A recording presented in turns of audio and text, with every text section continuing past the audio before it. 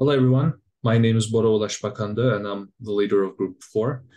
We're going to be doing our presentation on our data pre-processing and initial model results of our data set today. My team members are Doğan, Berkay, Sözer, Mahmut, Furkan, Bakal, and Zeynep, Nedret, Ulaş. So to refresh your memory, I'm just going to do a quick summary of our data set. It's a collection of ultrasonic sensor readings to help train robot navigation algorithms.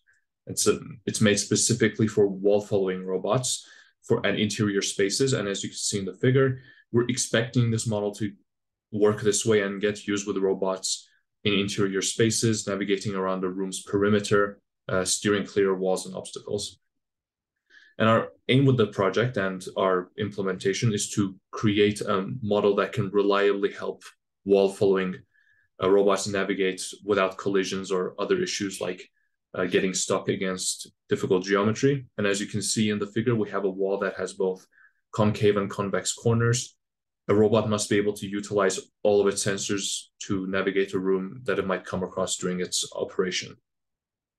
So once again, why are we employing machine learning as opposed to traditional algorithms? Well, residential robots in the commercial space, especially for cleaning, have been available for a long time. So it's by no means a new concept. However, the navigation algorithms that they're typically limited to are those that scan the room beforehand. This is when a robot stands stationary, scans the room, and uses the sensors to gather a depth map to extrapolate the room's geometry. On the other hand, it can also be pre-programmed, but this is rare in the commercial space. Both methods are somewhat inefficient compared to what we plan to do. And our first goal, obviously, is to eliminate the need for preliminary environmental scanning and eliminate the need for pre-programmed algorithms. With machine learning, we can develop a more versatile algorithm for commercial applications. So robots might navigate all sorts of different layouts, different interior layouts, and that's not including factors like furniture.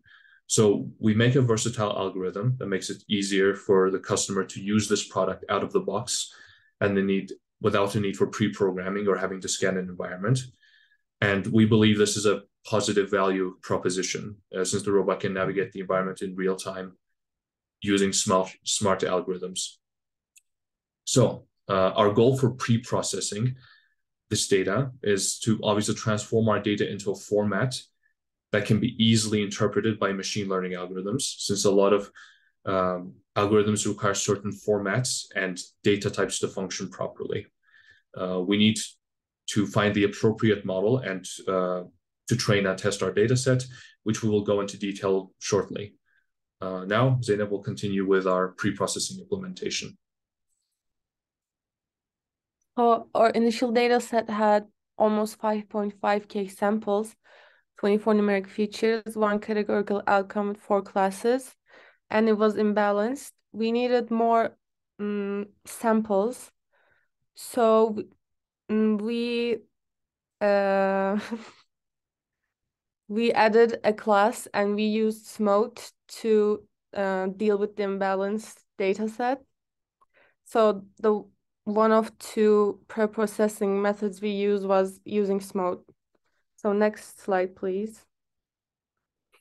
You can see the description of it here. It used k nearest neighbors to randomly select from the neighbors and generate a synthetic minority instance. Next slide, please. Then we had almost 8K samples, but we wanted more, so we added a new class.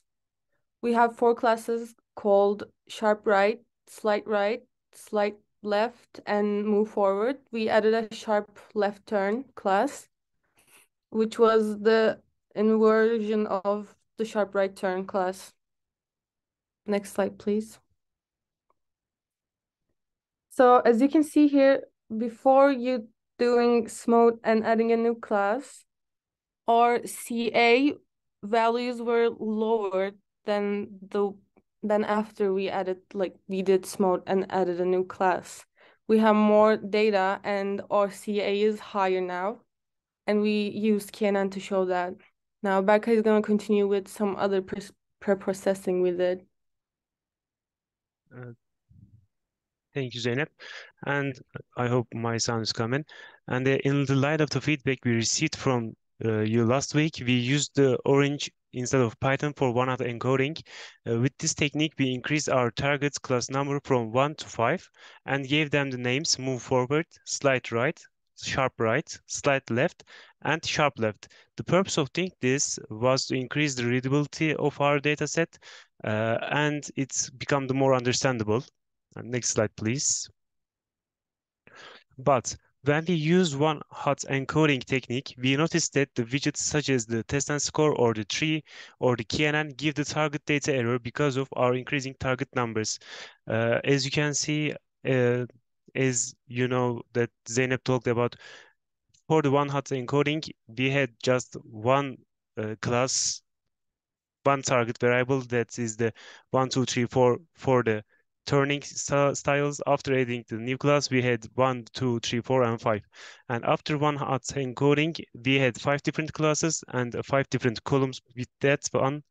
And if the, for example, robot moves forward, we make the move forward 1 and the other 0, but this gives us error, and as a reason for this error we decided not to make our target class more than 1 classes.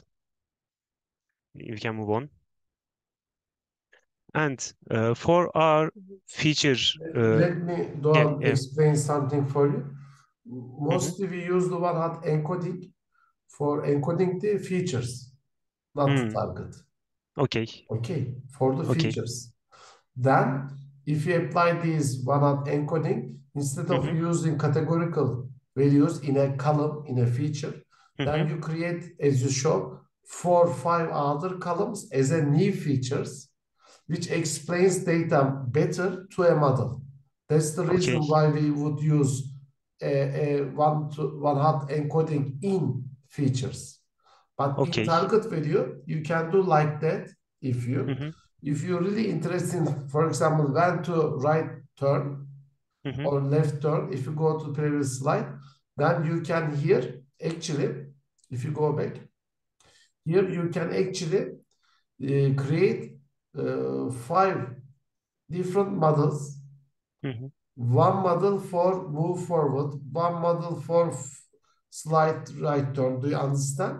Yeah, yes, I understand. After that, you can ensemble these models to decide the final movement.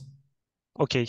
You remember last week or this week actually, 2 days ago, I explained about the assembling approach in machine learning. Remember, random forest is a assembling method for decision tree. I also explained in the class that orange tree has a widget for assembling model. So actually you can do this with this widget. You can train, for example, 5 different models. One decides move forward or not, 1 or 0. Then you can put all the results together to give me where to go.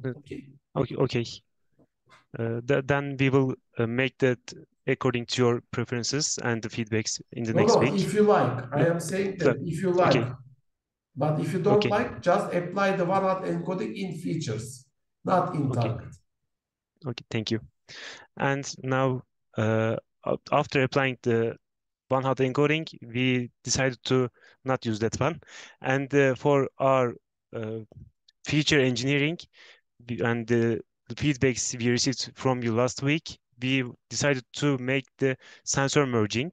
For this, we decided to merge sensors in 2 different ways. First one is the forward sensor creation. And for the forward sensor creation, we combined V2, V1, and V24 sensors, which is the forwards sensor. And for the front right side, we combined V23, 22, 21, and 20 for the front right side of the robot. And V19 still the same because it is the 90 degree on the right side of the robot. And for right rear back, we have 4 sensors, V18, 17, 16, and 15 for the right back side. And the back, like the front, we use 3 different sensors, which are the 14, 12, and 13. And the left rear back, we use 4 sensors again, V11, V10, V9, V8 to control the left rear, and the V7 stays the remain because of its controlling the left hand side. And left front side, we use V6, V5, V4, and V3 for the front left side control. And we can move on to the next slides. After combining these sensors, our number of data was not lost. So we had the 11K, and after that we have 11K, and our 25 numeric feature decreased to 8. That means our dataset becomes more easy to read and understandable. And we can move on. And in the table you see on the left, the top train, the top table, the upper bound table shows us our train result after combining the sensors, and the below are the test result after combining our sensors again. I'm sorry, I will make the sentence again. The top data showing us the result test, and the bottom is showing us the test. Train test, yes, I'm sorry.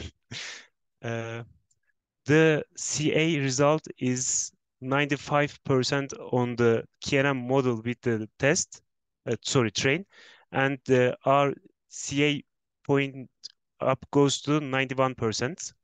And Berkay, I yes. think that they belong to the results of testing, both of them. But one of them belongs to testing with the data, new features, the other with the original feature, right? But they are the result of the test data. Actually, no. Yeah. Actually, the one of them is for the training results are, and the other of the test result. And I will explain of the comparison of the original data sets of these results. Okay, then let me explain something. If you go back in the previous slide, one more, please. In the orange, if you right-click some widget, you can rename it. For this kind of reports, please click rename accordingly the widget. Okay. So in the reports or the screenshots, you could understand what you are talking. Okay. All right. Sorry for that. All right. Yes. Thank you. Let's continue. And after that, in the right-hand side table, we have the feature constructor, that the features that we have created for the front, left, right, front and back, left, front and back, forwards and backwards. I simply get the average of them with the multiple adding them to each other and divided by the how many sensors that I used. And now we'll Furkan continue with the second sensor combination. Thank you. Thank you. Hello everyone, I am Furkan. I just have a question. I didn't understand that now. The number of the features increased or decreased? I didn't understand this. Number of the features decreased. We had the Why decreased? Because we had 25 numeric features, yes. But after combining this, we had 8. But the feature sample row, we had the same rows. Okay, I understand. But as a general approach in machine learning, we would like to increase the features. Of course, the samples, but if the samples are the same now in feature number of features. If you go to next slide, if I were you, I would add these features as new features. Do you understand? Yes. Because you are not sure that if these features are perfect or not. You are not sure. But if you provide these new features plus the existing features to a machine learning model, it can decide which features maybe it can use. Okay.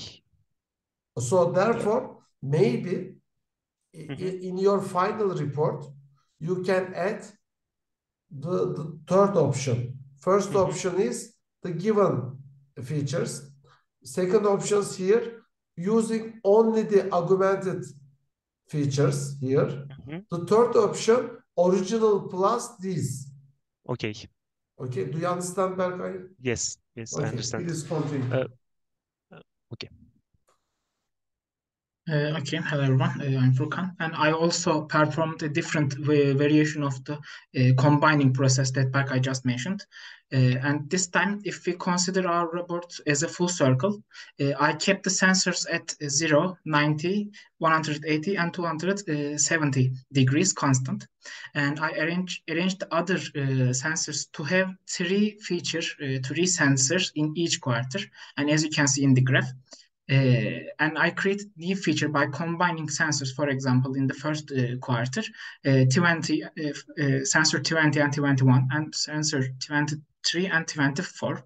And after applying the same process in 4 quarter, our feature count, which was the 26 at the beginning, decreased to 17.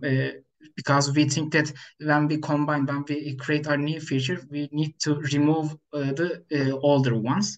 So Furkan, you understand what I mean, right? So you can actually put the features together to increase your chances. We create the new ones and we remove the old ones. That's our mistake. And we use the feature constructor widget in the orange tree to implement this process. And you can see the formulas. Please, next slide, please. And you can see the formulas used to create these new features in the right side of the page.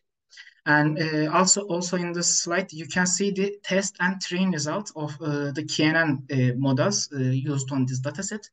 And on the next slide, we will see the comparison of the variation. Next slide, please. And here you can see the comparison values of the test and train data of the model with smooth and create class operation applied, and the test and train data of the two different feature combination variation.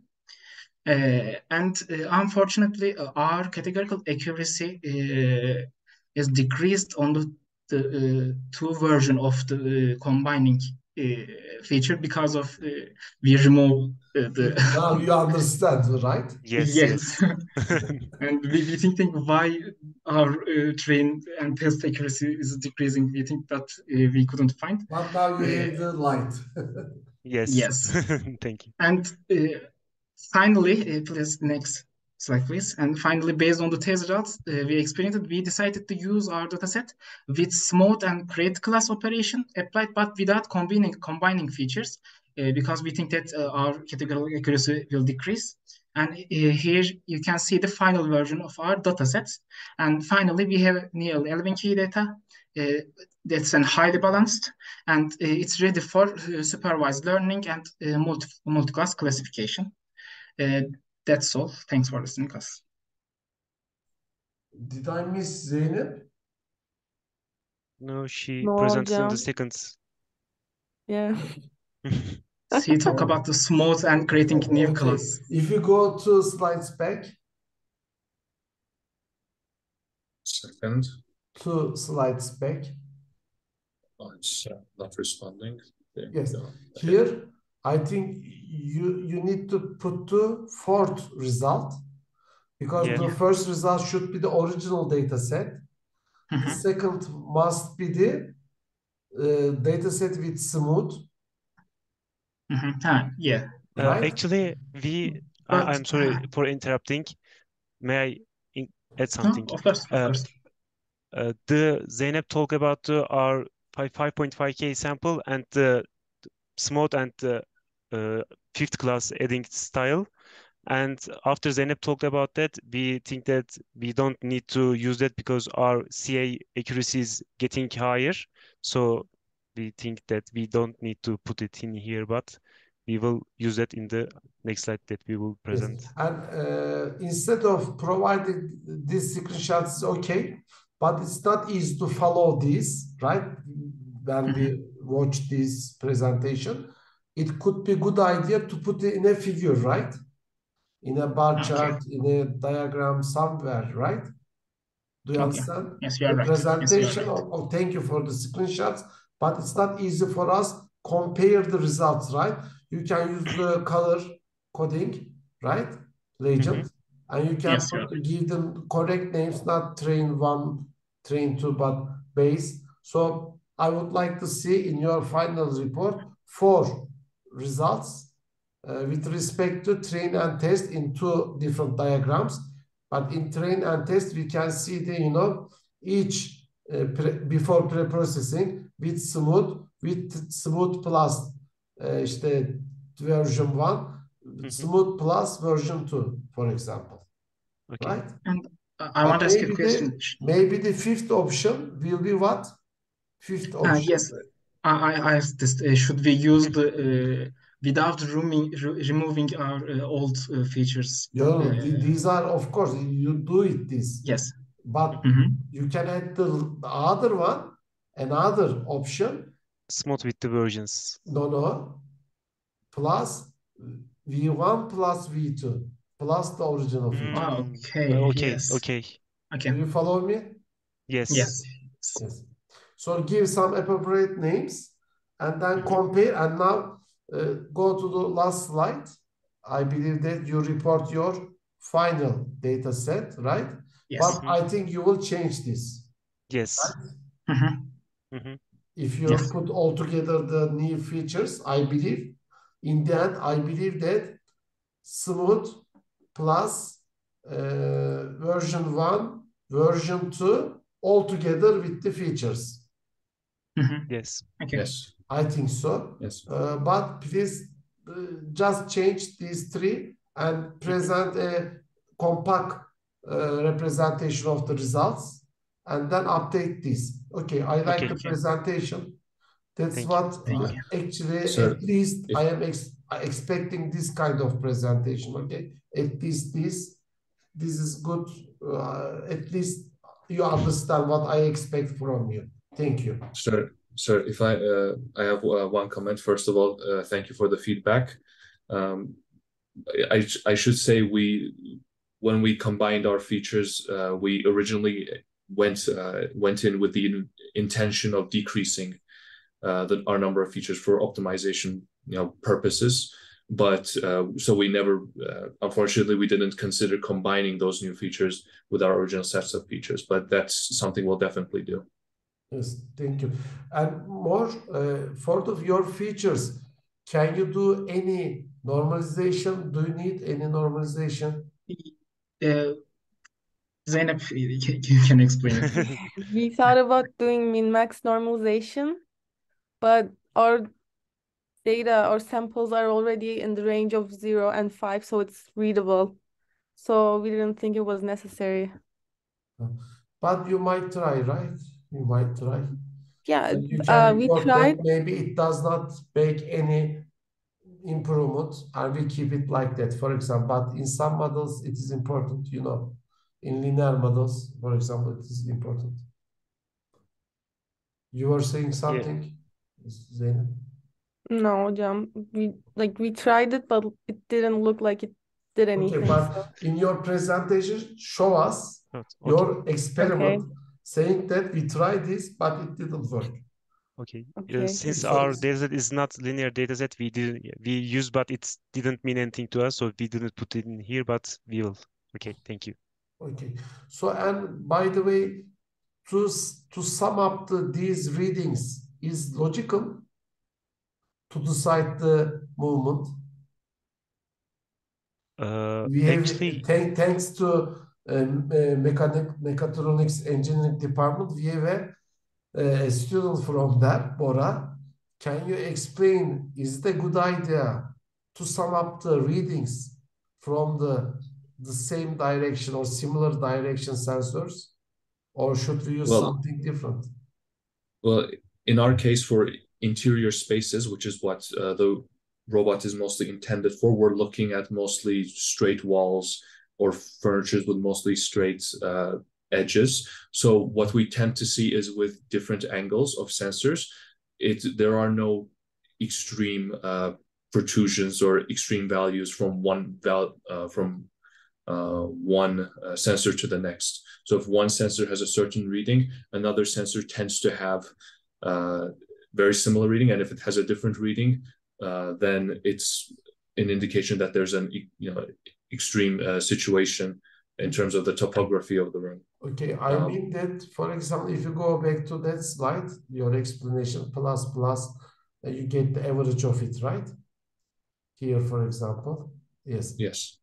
If I were you, I tried maybe the summation on. So summation without dividing by the number of sensors? Yes. Because, for example, in right front, if you do the summation, then you will get much more information to turn you said right, for example, right front will get much more result, right? Yes, I don't know. Since we divide by the number of sensors, each individual sensor has a smaller effect. If that's what you're saying, yes. then instead there's some of summation, you are just also making difference between these regions. Yes, because we lose. Here, yes, we the lose some regions have accuracy. some average numbers, right? Average reading numbers. Yes. But if what I am suggesting that just do not average it, just sum up it up. If you sum them up, maybe you could get very different results. What do you think? Yes. We think it's a good idea. We will definitely try. And you can try, right? Yes, yeah, we will try. Yes, we will try. Okay.